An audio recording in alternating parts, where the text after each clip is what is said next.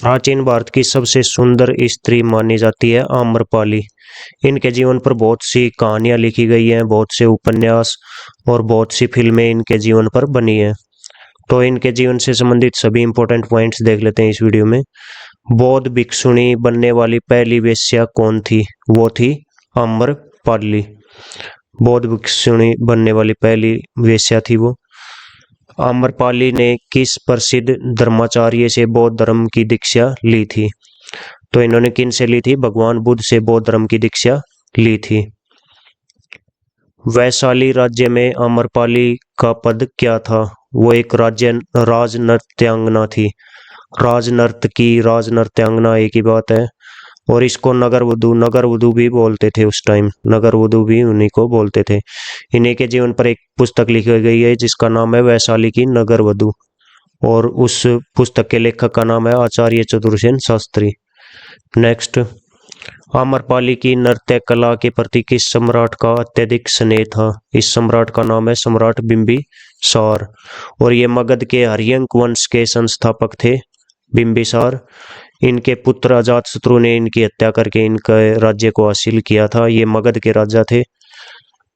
Next, 16 महाजनपदों में से किस महाजनपद से आम्रपाली संबंधित थी? कौन से महाजनपद में इनका जन्म हुआ था? वज्जी महाजनपद में। वज्जी महाजनपद की राजधानी का नाम था वैशाली।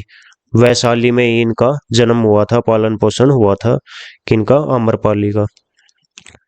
आम्रपाली का पालन पोषण करने वाले इनके पिता का नाम क्या था? इनके पिता का नाम था महानामन। इनके पिता थे। और ये क्या कार्य करते थे?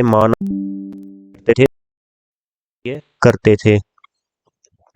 और इनको ये कहाँ पर मिली थी? महानामन को आम्रपाली कहाँ पर मिली थी? आम के पेड़ के नीचे। इसी कारण इसका नाम महानामन ने क्या रखा था? आम्रपाली रखा था। आम्रपाली का अर्थ क्या रहता है? आम के युवा पत्ते, स्प्राउट्स। आम के युवा पत्ते या फिर स्प्राउट्स को क्या बोलते हैं? आम्रपाली बोलते हैं। इसका शाब्दिक अर्थ है ये।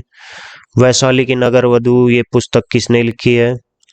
ये लिखी है आचार्य चतुरसेन शास्त्री। इसी पुस्तक पर एक मूवी भी बनी है बॉलीवुड की, जिसमें अजातशत्रु का रोल किया था संजय दत्त के फादर सुनील दत्त ने किया था। नेक्स्ट, मगध के हर्यंक वंश के प्रसिद्ध राजा जिनका नाम आम्रपाली के साथ जोड़ा जाता है, तो तीनों ही बिंबिसार, अजातशत्रु और उदयभद्र। ये बिंबिसार का पुत्र था उदयभद्र, और ये इनका बिंबिसार का बेटा था अजातशत्रु। वैशाली की नगर वधु पुस्तक पर बनी फिल्म में अजातशत्रु की भूमिका किसने निभाई थी? अभिनेता सुनील दत्त ने। नेक्स्ट, आम्रपाली के पुरुष मित्र का क्या नाम था? हालांकि कहानियों में ये कई हर एक कहानी अलग अलग तरह से कहानियां बयान करती हैं। इनके पुष्पक कुमार का नाम आता है इनके पुरुष मित्र का। वैशाली गणराज्य के किस राजा ने आम्रपाली के साथ जबरदस्ती की थी? ये कहानियों में ही बताया गया है। तो उस राजा का नाम था राजा मनुदेव। आम्रपाली ने किन दो महाजनपदों का युद्ध रुकवाया था? ये भी कहानियों के अकॉर्डिंग है, एक कहानी में बताया गया है। वज्जी और मगध दोनों गणराज्यों का युद्ध इसने रुकवाया था। जबकि एक अन्य कहानी में यह भी बताया जाता है कि इन दोनों गणराज्यों का युद्ध इसी ने करवाया था। तो अलग अलग कहानियों में अलग अलग तरह से आम्रपाली को दर्शाया गया है। नेक्स्ट, मगध के राजा जो आम्रपाली से भेष बदलकर मिलने आते थे, इनका नाम था राजा बिंबिसार। ये मगध के हर्यंक वंश के संस्थापक थे। नेक्स्ट क्वेश्चन, आम्रपाली का जन्म कहाँ पर हुआ था? इनका जन्म हुआ था वैशाली नगर में। नेक्स्ट, आम्रपाली के जीवन के बारे में जानकारी कहाँ से मिलती है? तो एक ग्रंथ है बौद्ध धर्म का, महावंश इसका नाम है। इस ग्रंथ में, बौद्ध ग्रंथ में आम्रपाली के जीवन के बारे में जानकारी मिलती है। आम्रपाली की नृत्य कला का उल्लेख भी इसी ग्रंथ में है। उनकी नृत्य कला का भी उल्लेख किया गया है महावंश इस ग्रंथ में। आम्रपाली ने किस बौद्ध ग्रंथ को पढ़ा था जो उनके जीवन को बदलने वाला था? सबसे महत्वपूर्ण पुस्तक बौद्ध धर्म की धार्मिक पुस्तक यदि कही जाए तो वो है त्रिपिटक। इसी को पढ़ा था आम्रपाली ने और इसी से प्रेरित होकर इसने बौद्ध धर्म ग्रहण किया था। और किन से दीक्षा ली थी? भगवान बुद्ध से दीक्षा ली थी इन्होंने। तो दो तरह के जीवन इन्होंने जिए। आम्रपाली का खुद का एक अलग से अपना महल था, उसी महल में आमंत्रित किया था भोजन के लिए इसने भगवान बुद्ध को, और वहीं से वो प्रभावित हुई।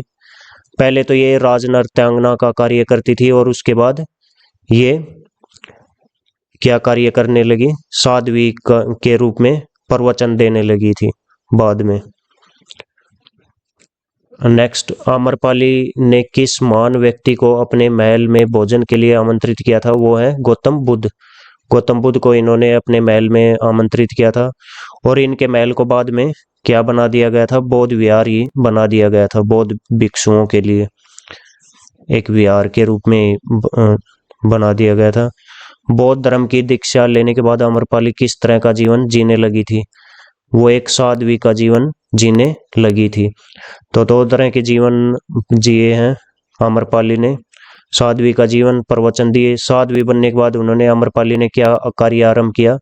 आम्रपाली ने बौद्ध भिक्षुणियों के लिए उपदेश देने शुरू किए।